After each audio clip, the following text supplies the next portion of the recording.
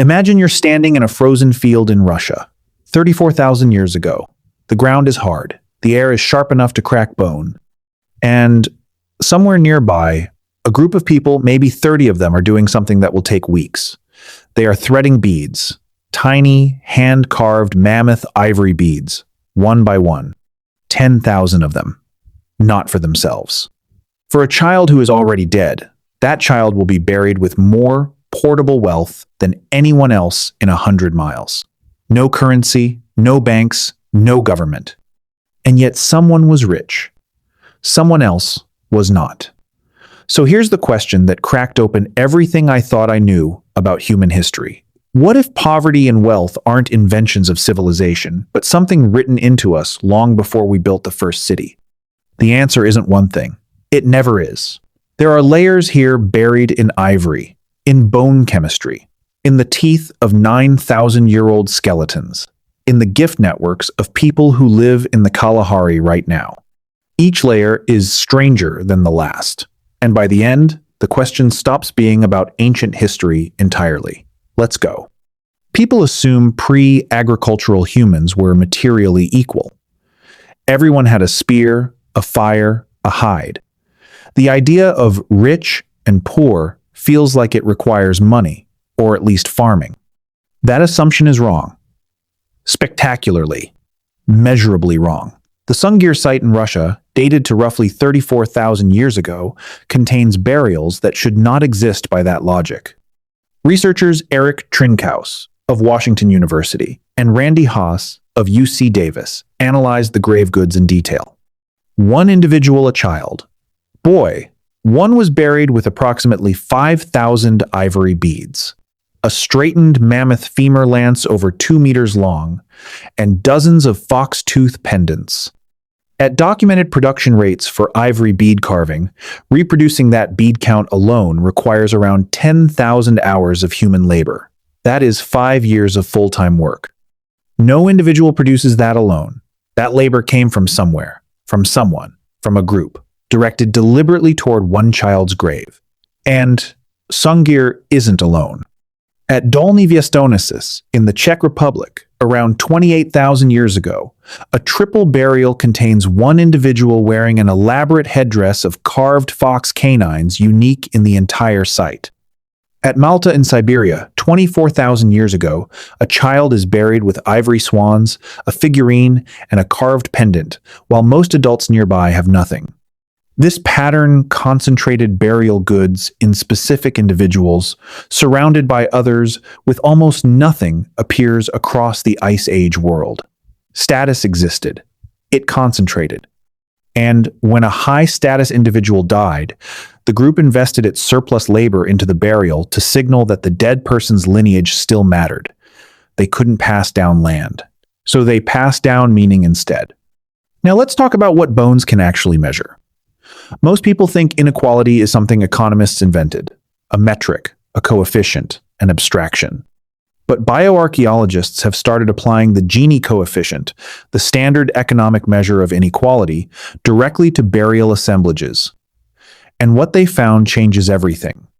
Mattias Jakobsson and colleagues at Uppsala University published a landmark analysis in Nature Human Behavior in 2022, scanning 10,000 years of European burial data. Mobile forager groups averaged a Gini score of roughly 0.17. Low inequality, but not zero. The moment farming appears in the record, that number climbs to 0.27. By the Bronze Age, it exceeds 0.4. For context, modern Sweden, one of the most equal societies on Earth today, sits at 0.29.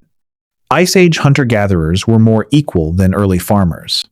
But they were never equal. The gradient was always there.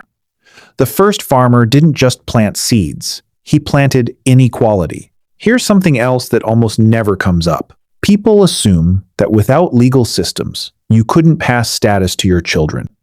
Every generation started fresh. Isotope analysis of ancient skeletons says otherwise. Teeth. Record what you ate in childhood. Leg bones. Record what you ate as an adult. They're written at different times, and they tell different stories. T.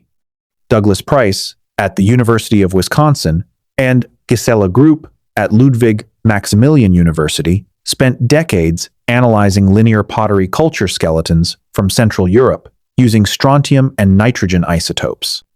What they found: high-status burials, those buried with polished stone adze axes, show enriched nitrogen, 1:5 ratios consistent with eating animal protein from childhood, not from the moment they earned status, from before age 5. The diet gap opened at birth. At Trebur in Germany, around 5,500 BCE, children are buried with miniature adzes, adult status symbols, scaled down to child size. At Varna in Bulgaria, around 4,500 BCE, a single adult male is buried with over 990 gold objects, the oldest known gold hoard burial in the world, while contemporaries nearby have almost nothing. Biology converted resource inheritance into physical advantage before any choice was possible, creating self-reinforcing elite lineages without a single written law. Your great-great-grandmother's diet is still shaping you. So here's the part nobody tells you. Everything we've looked at so far isn't ancient history. It's still running. This is where it gets strange. What if you couldn't be richer than your neighbor because there was no currency? That assumption misses something fundamental. Anthropologists have documented prestige economies on every inhabited continent, systems where accumulated social debts, alliance networks, and symbolic goods operate with the same structural logic as money. The Kungsan of the Kalahari have a gift exchange system called H-Xaro. Polly Weissner at the University of Utah tracked it for 20 years across 96 individuals in 6 camps. The average person had 16 H-Xaro partners, but the range ran from 2 to 42. People with larger networks survived drought years at significantly higher rates. The network was the wealth, and it was unequally distributed. On the Pacific Northwest coast, Kwakwaka'wakw chiefs held potlatch ceremonies, deliberately destroying or giving away enormous quantities of goods to demonstrate surplus, converting material wealth into social debt owed by every recipient. In Papua New Guinea, big man leaders called Mumi accumulated followers by funding feasts, their wealth measured in pigs and yams owed to them by allies, a balance sheet with no paper. In the ancient Levant, Natufian foragers, around 15,000 years ago, buried certain individuals with dentalium shells, traded from the Mediterranean coast over 300 kilometers away, suggesting long-range prestige networks. Centuries before the first farm. Before money, debt was the oldest form of power. And then there's farming, which is one of the most misunderstood turning points in the entire human story. Farming was not progress for most people. Clark Spencer Larson at Ohio State University synthesized skeletal data from 18 independent transitions to agriculture worldwide, published in the Annual Review of Anthropology. Average femur length, a proxy for lifetime nutrition, decreased in 17 of 18 populations after farming adoption. Tooth decay rates increased in all 18. Cranial lesions, indicating anemia, increased in 14 of 18. At Dixon Mounds in Illinois, the shift to maize agriculture around 1000 CE produced a 50% increase in childhood malnutrition markers, a 300% rise in iron deficiency anemia, and a full inch of average height loss. At Abu Huraira in Syria, women's skeletons show catastrophic arthritic deformation in the toes, knees, and lower vertebrae, the signature of spending hours every day kneeling to grind grain.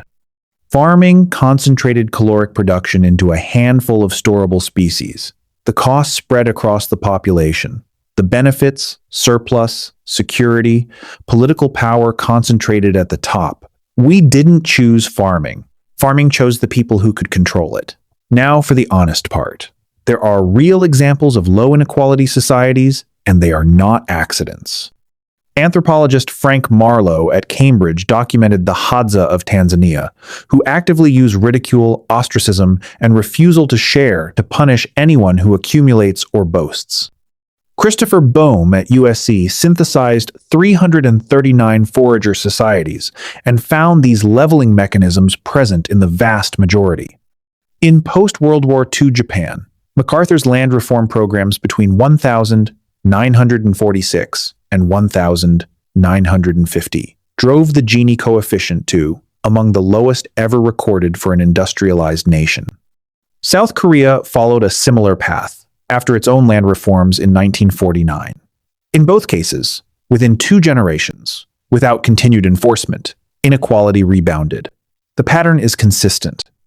The Hadza spend real social energy every day suppressing accumulation. The moment that energy stops in any society, in any era, the gradient reasserts.